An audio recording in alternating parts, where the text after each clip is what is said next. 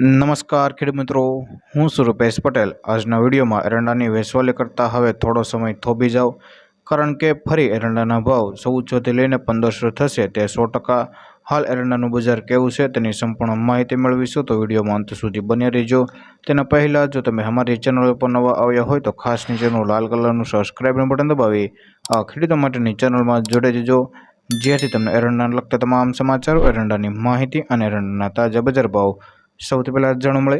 તો મિત્રો, હાલ એરંડામાં છેલ્લા 3 દિવસની અંદર વાયદામાં પણ સુધારો થયો છે અને આપણે ત્યાં લોકલ બજારમાં 50 કરતાં પણ વધારે સુધારો થયો હતો। ગયા સપ્તાહની અંદર ભાવ 1100થી લઈને 1180ના હતા, તો અત્યારે સુધરીને તે ભાવ 1200થી લઈને 1260 સુધીના બોલાઈ રહ્યા છે, જેનું મુખ્ય કારણ છે લેવલીમાં પણ મોટો વધારો આવ્યો છે અને એરંડાનો વાયદો પણ 200થી લઈને 250 સુધર્યો હતો, હવે 6305નો બોલાઈ રહ્યો છે। એક અગ્રવાણીએ જણાવ્યું મુજબ દરેક પેઠાઓમાં અત્યારે વખારિયાઓની ખરીદી ચાલી રહી છે અને વેપારીઓના અંદાજ પ્રમાણે દરરોજ 60થી લઈને 80,000 ગુણની ખરીદી માત્ર વખારોમાં જતી હોય છે।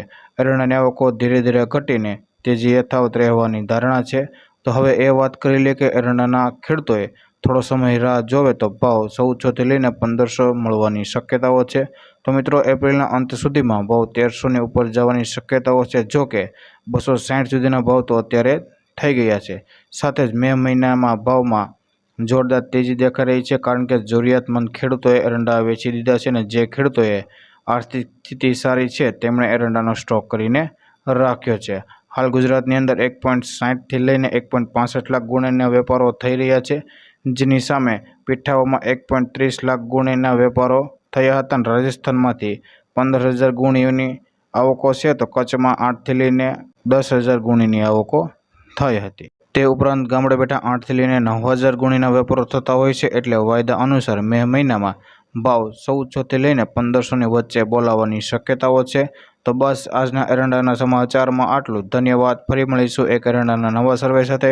ખેડૂત મિત્રો, આ વિડીયો પસંદ આવે તો લાઇક કરો, શેર કરો, અમારી ચેનલને સબસ્ક્રાઇબ કરી નાખજો, જેથી તમને એરંડાને લગતા તમામ સમાચારો, એરંડાની માહિતી અને એરંડાના તાજા બજાર ભાવ સૌથી પહેલાં જાણવા મળે।